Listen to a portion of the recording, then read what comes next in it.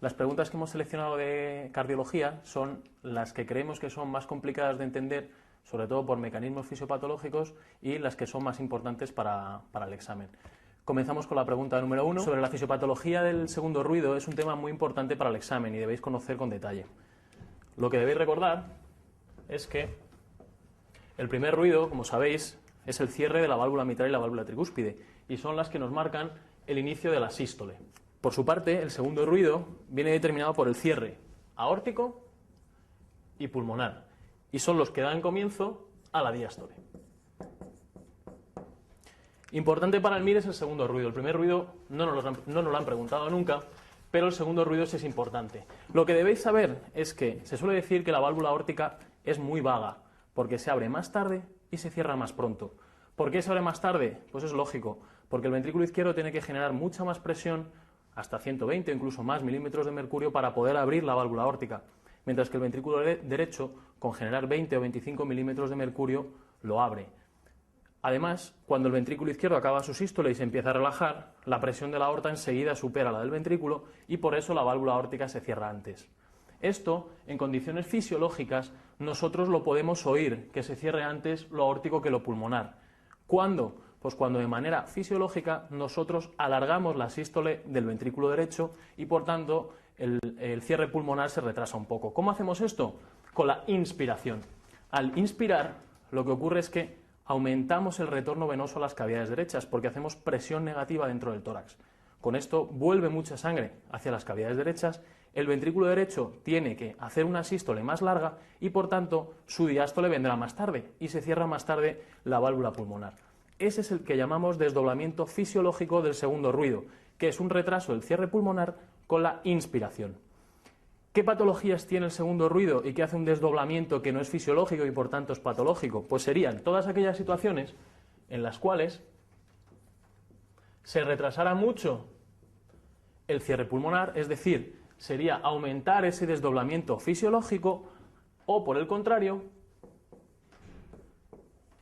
que se cierre más tarde lo aórtico que lo pulmonar. Vamos a empezar por el primer caso, la exageración del cierre pulmonar retrasado, es decir, es algo patológico, no es fisiológico que el segundo ruido se desdoble en circunstancias que no sean la inspiración.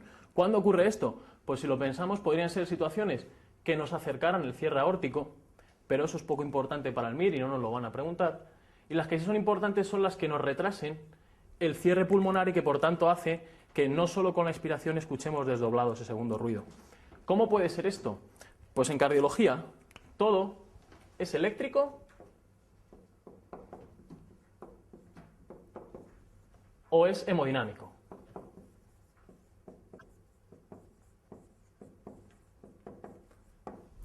Causas eléctricas que nos pueden hacer este desdoblamiento patológico del segundo ruido.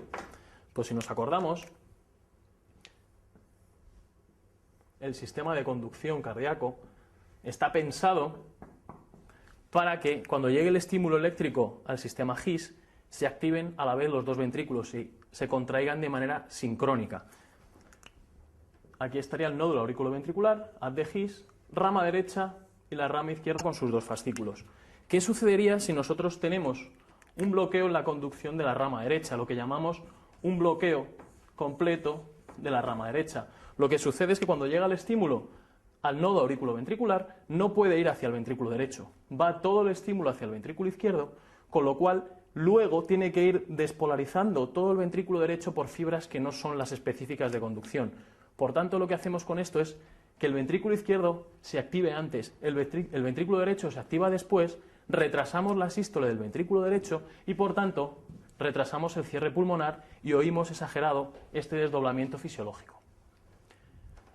Las causas hemodinámicas que producen un aumento del desdoblamiento fisiológico son todas aquellas que de manera patológica sobrecarguen ese ventrículo derecho y que haga que tenga que prolongar su sístole para hacer un ciclo cardíaco. ¿Qué puede ser esto? Pues vamos a pensar en las más comunes. La estenosis pulmonar. En la estenosis pulmonar tenemos una obstrucción fija en la salida del ventrículo derecho. El ventrículo derecho, para vencer esa resistencia, lo que tiene que hacer es prolongar su sístole para vencer esa gran dificultad que tiene. Por tanto, su sístole se alarga y va a cerrar más tarde la válvula pulmonar. ¿Qué más cosas? la hipertensión pulmonar.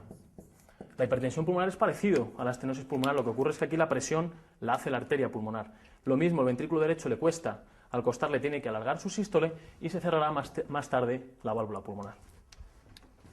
Esto en cuanto al desdoblamiento exagerado fisiológico que es patológico en el segundo ruido. Vamos a pasar al que llamamos desdoblamiento invertido del segundo ruido, que es que la válvula aórtica se cierre más tarde que la válvula pulmonar. Y lo mismo que en el primer caso, pudiera ocurrir que lo pulmonar se acercara, pero eso no es importante para el examen, y lo que sí importa es aquello que retrase el cierre aórtico. ¿Qué ocurre? Pues estamos en el mismo caso que arriba. Hay causas eléctricas y causas hemodinámicas. Y esto es muy sencillo. Si recordamos las de un sitio, vamos a recordar las del otro porque son las mismas, pero en el lado izquierdo. Causa eléctrica será el bloqueo de rama izquierda y las causas hemodinámicas, la estenosis aórtica y la hipertensión arterial. ¿Qué ocurre? Que nosotros cuando ponemos el fonendo en un paciente que tiene un segundo ruido desdoblado, no sabemos realmente en qué situación estamos. La maniobra que utilizamos es la inspiración. Con la inspiración, si nos encontramos en el primer caso en el cual hay un aumento del desdoblamiento fisiológico, lo que vamos a hacer es retrasar todavía más el cierre pulmonar, con lo cual el desdoblamiento es mayor. Si estamos en este caso, en el desdoblamiento invertido, por eso se le llama invertido o paradójico, porque cuando el paciente inspira, lo que hacemos es acercar el pulmonar al aórtico y ese segundo ruido se desdobla menos. Por tanto, nuestra pregunta, la respuesta 1 es correcta. En condiciones normales solo se escucha un desdoblamiento del segundo ruido con la inspiración. Eso es lo fisiológico, lo que hemos hablado. La respuesta incorrecta es la segunda. En general, el desdoblamiento invertido del segundo ruido se produce por aquellas circunstancias que retrasen el cierre pulmonar. Eso es lo falso. Lo que ocurre es que retrasamos el cierre aórtico. Eso es lo más frecuente. La 3 es correcta. La inspiración es la maniobra más sencilla y útil para diferenciar el desdoblamiento fisiológico aumentado o el desdoblamiento invertido, por lo que hemos comentado. Al inspirar sabemos diferenciar uno del otro. La 4 es correcta y la debéis recordar porque es muy importante para el examen. Ante un desdoblamiento amplio y fijo del segundo ruido hay que descartar una comunicación interauricular. De hecho, en un caso clínico, cuando os pongan un caso clínico muy largo en el cual os aparezca un desdoblamiento amplio y fijo del segundo ruido, siempre tenéis que buscar en las respuestas la comunicación interauricular porque eso es cierto. Y la 5 también es correcta. Las causas más comunes de desdoblamiento invertido del segundo ruido son la estenosis aórtica severa y el bloqueo completo de rama izquierda, como hemos comentado.